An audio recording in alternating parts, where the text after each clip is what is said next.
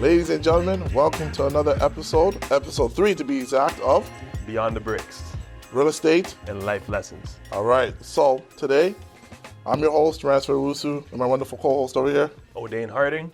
All right, so today we're going to talk about pros and cons of pre-con versus a resale property. Yes, sir. So, there's a lot to talk about there. One thing to note is if you're thinking about buying pre-construction, use a realtor. Use a realtor. I'm just going to add in real quickly. Use a realtor, period. Preferably us. That's what we're here. Absolutely. Right. Because you always want an expert opinion and you want to ensure that the job gets done right. And of course, as realtors, when you work with us, we have your best interest in mind. Yes. So imagine you go to a sales center, you go direct, you're thinking you're saving money.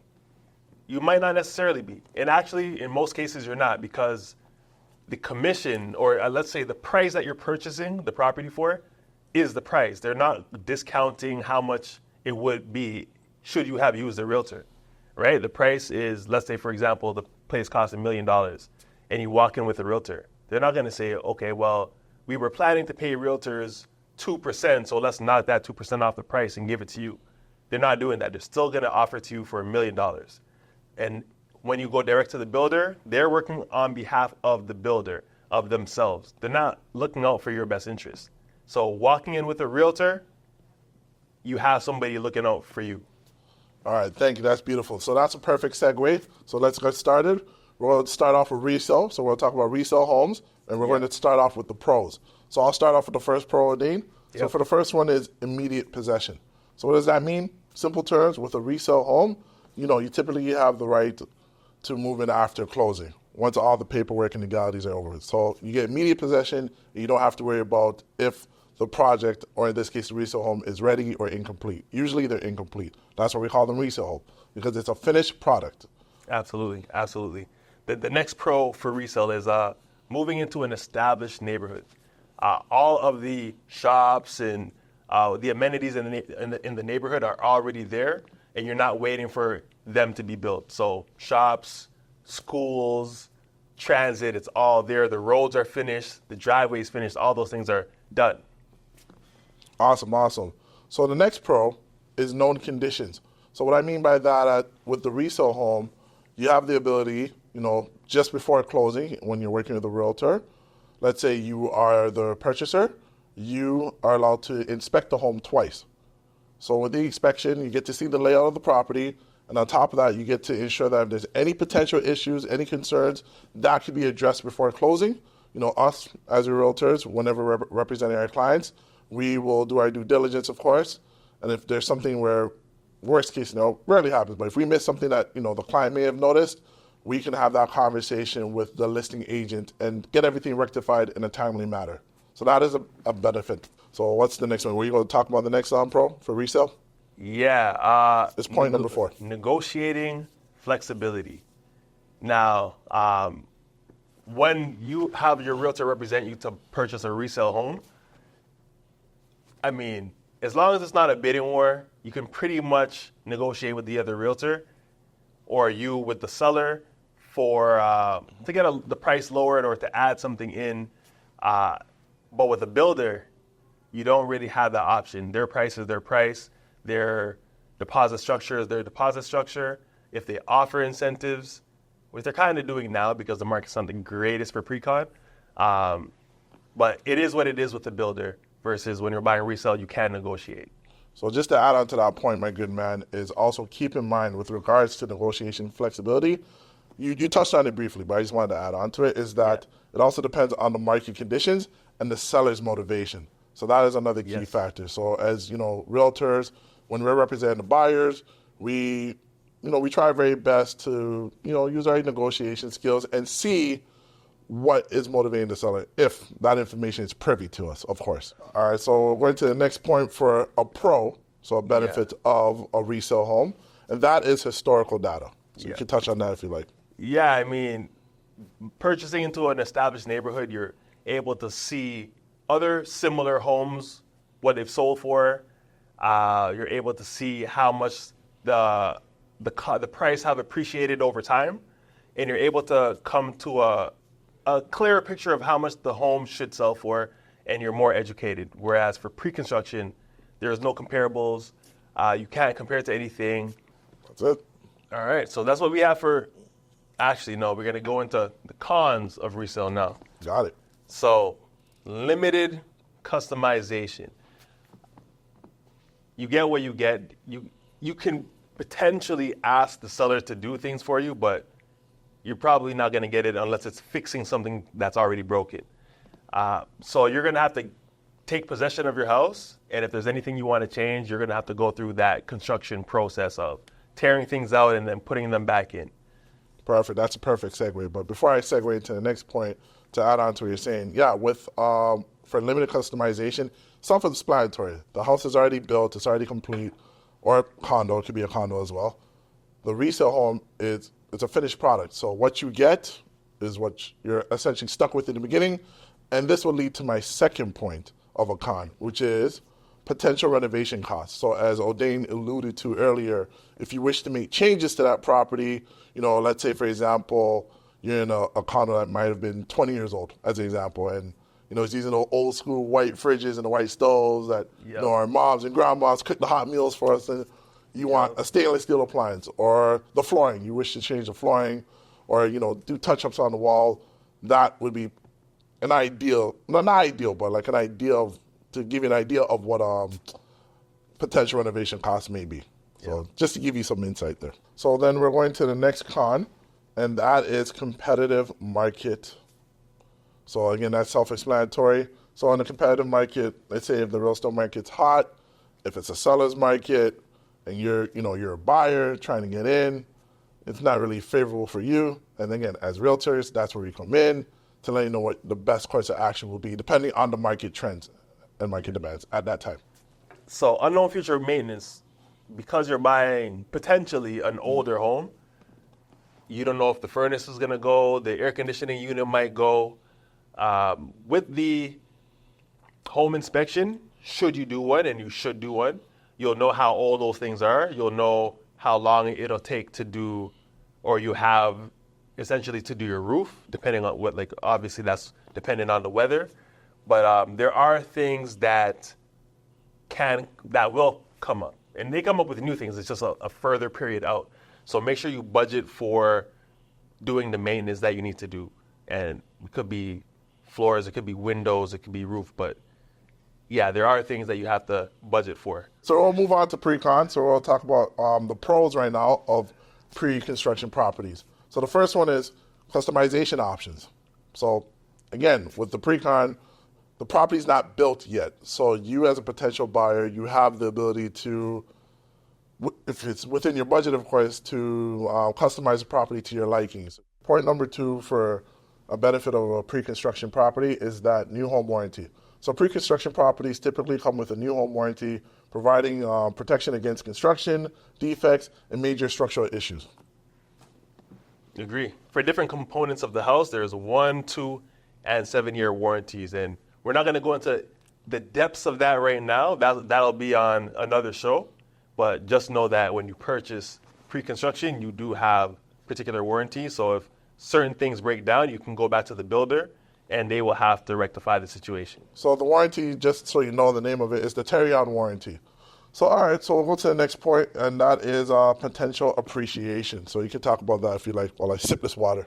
Yeah, so I mean, for this one, potential appreciation, a lot of times what happens is when you purchase a pre-construction, let's say for a condo specifically, it can be a long wait before you take possession. For example, I sold some units in 2016, and my clients just moved in this year. That's a low-key flex, huh? 2016, huh? Flex over here. 2016, a lot happened in 2016. Let's talk about it. I got my real estate license, my daughter was born, and my clients bought pre-construction. So that's what happened in 2016. So now we'll go into the next point, and that's modern features. Would you like for me to talk about this, or do you want to? It's all yours. Thank you, appreciate it. So modern features on a pre-con. So this is a benefit. So this is a pro. So modern features is up-to-date ventilation systems that meet, whatever the Ontario health and safety standards may be. Another pro for modern features would be, for example, energy efficient appliances, using modern technologies and methods to help design and create the particular property. So essentially, to simplify, modern features is just not modern, technology, appliances, keeping up with the times. So your home looks nice, new, and has a lot of fancy gadgets. Okay. So the next con is for you. The next con. Pro. The last pro. The last pro, yes. The last pro. My apologies, people. Delayed payment. So, depending on what's happening in the market, a delayed payment can definitely help you get into the market. One client I had specifically, she wasn't sure she could get into the condo because she looked at the total payment and said, I can't afford that. And I was like, what if you can borrow from your line of credit? Well, first, let me stop real quick. You said that your client said they couldn't afford it. But what made the client come to that conclusion? Was it like the hidden cost? She looked at her current circumstances. Okay. Right? So in total, I can't remember the number, but let's say the total down payment was $80,000. All right, okay. But it was to be paid out in 4 years. She was like, I don't have $80,000. How can I save for $80,000?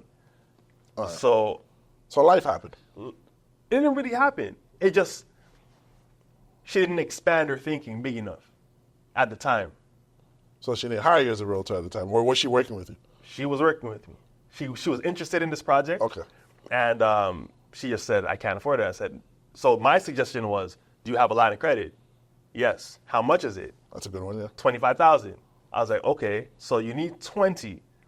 Can you borrow from the line of credit and pay it back before the next payment is due? And she's like, yeah, I could probably do that. So that's what we did the entire time. She would take money from the line of credit, pay the deposit, and then pay it back over time, and then have enough to borrow from it again to pay the next deposit. That's smart. Yeah. Right? So a lot of people will just look and just cancel and be like, yeah, I can't do it. I don't have the money. But you might have resources to get that down payment. Again, this is why it's very important to hire a realtor so you can think outside the box, because it's an area of expertise. We help you come up with solutions so you don't lose out on one of your biggest, if not your biggest investment in your life. So now we're going to segue into the cons, the negatives, the bad, the boo-boos of pre-cons. So you can go ahead and start that off. All right, so the first one, construction delays. This is funny because exactly how it could be a pro in one section, as in appreciation of the property, it's a con here because construction delays you don't know how long they'll take. They expected to finish that building in 3 years, and it took 8 essentially. So we're going to the next con for pre-construction, and that is risk of developer insolvency. So pretty much that means there's a risk that the developer may face financial difficulties, as Odin just literally segued into. So perfect. That was perfect.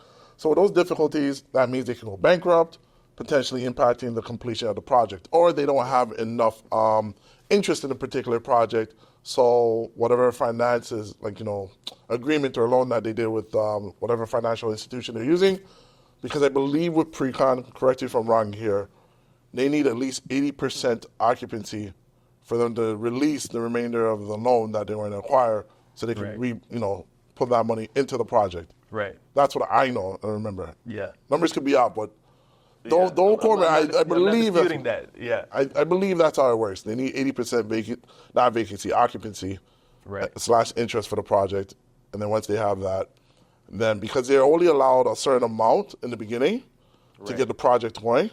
And that's why center built and whatnot. Exactly, and that's why pre-cons you tend to see a lot of push, hype, and marketing for it because they need to release that loan, right? So they need to hit that threshold in order to get the remainder of the loan funds to complete the project. Right, 100%. So, so that was that's another con. So risk of developer insolvency. Again, just remember, project might be incomplete, developer might go bankrupt. Those are key takeaways. Yes. For that. To add to that, yes, sir. Imagine waiting. You put your money down, right? Your hard-earned cash down, and you're waiting 4, 5, 6 years. There's no return on that money, and if the developer goes bankrupt, insolvent, and they can't complete the project, and they just give you back your deposit, you made 0 money, and imagine inflation was as high as 0.8%, I believe, at one point. You basically went negative cash when you put down 100 grand and 5 years later you get back 100 grand. You made zero money. So that's also another potential con with pre-construction. It's a risk, right? Risk versus reward. The next con on pre-construction is the lack of established community. So pre-construction properties may be located in developing neighborhoods, and it's going to lack infrastructure, aka roads. It's going to lack transit. It's going to lack schools for the kids, playgrounds, shops, grocery stores, all those kind of things. So yeah, that's definitely a con, because when you're living in a place, you want to be comfortable in your neighborhood. You want to be able to do certain things. And if those things are not there, then you're going to have to go to another community. You might have to travel a further distance to get those things. So next con for pre-construction properties is hidden cost. So we briefly talked about it here and there during the episode so far. So what those hidden costs may be, their developer charges, levies, and upgrades can add to the overall purchase price of pre-construction properties. We talked about that briefly earlier. So those hidden costs usually, they may come up near, correct me if I'm wrong, near what? Closing? Usually near closing. But the developer will let you know in advance. Yeah. They have to let you know so you can prepare for it, obviously. The last con that we have for you guys today is limited resale value. So since pre-construction properties are not yet built, it can be challenging to gauge their resale value accurately, especially when there hasn't been historical data, as I mentioned earlier. Yes, exactly. So usually what you do in that case is look at comparables in nearby condos and see what their price per square foot is, and then try to compare it to yours. But then there are also other factors that have to be included in that, like the similarities, the differences. One condo might have a higher maintenance fee versus the other. One may have a pool and the other one doesn't. So you have to do a lot of research to see what the amenities are, what the maintenance fees are, and square footage. It primarily is the big thing. So again, this is where your realtor comes in. So when you hire us or use us as your realtor, this is where we're able to help. And we pretty much reduce the stress. We do all the heavy lifting while you can go home, sip on coffee, tea, or whatever it is you like to drink. So yeah, that is a major, I'll stress this out, major point, importance of having a realtor, because the backhand stuff, the research, ensuring, the risk, if it's worth it or not, we do all that as realtors for our clients. To add on to that, ultimately the decision between resale and pre-construction properties on individual preference, budget, timeline, and risk tolerance. So what is your risk tolerance? Can you afford to lose money? Can you wait several years for this project to be done if it's a pre-con? If it's a resale, if it's a bidding war situation, do you have enough in your budget to be competitive? These are all the type of things you should mentally prepare and ask these questions. Of course, when you're dealing with a realtor, he or she will ask you what you can and can't do, what your risk tolerance is. Make sure the realtor has a good team, like when it comes to mortgage brokers, when it comes to lawyers, if you do not have that yourself as a client, because you want to make sure that they have a system in place to ensure that the transaction and the overall experience can be a pleasant one for you. Feel free to add on to that. I mean, I was just going to ask you a question. If you had a choice of buying pre-construction or resale, what would you choose? Resale. Okay. Resale. The reason being is because right now it's a finished product. With resale, at least I have the option to, have my, my top 3, top 10 properties, whatever the case may be. But the point is, I can look for properties as close as possible to turnkey. So what turnkey means is real estate is the property is literally ready. You just turn the key, everything you want and need is there. It's good to go. So that's what I mean by turnkey. Yeah. Towards pre-con, I'm not waiting, man. I don't like to wait. I do not like to wait. I'm not waiting 4 or 5 years for a project to be done. And the uncertainty for me, like, I just gave you $100,000. It's not ready. Right. And I might lose that deposit due to uncertainties that no one has foreseen. Yeah. That, for me, no. I rather, it's done. I can, pack in. I can warm up my TV. I can sit back, relax. It's my home. It's my home. It's ready. Home sweet home. That's just me. What about yourself? I agree with you. Coming from the investor mindset, I'm not really thinking of a home for myself, but more so to invest in. And I like multi-units. Well, if Right. it's investment, that's different. I'll definitely pre-con because then I can stretch my funds, reallocate other funds, and then make that money multiply. That's different. I'm going to resell both ways. Well, Resell depends. both ways. Depends. It depends. Yeah, I think For me, I'm gonna do opposite to you.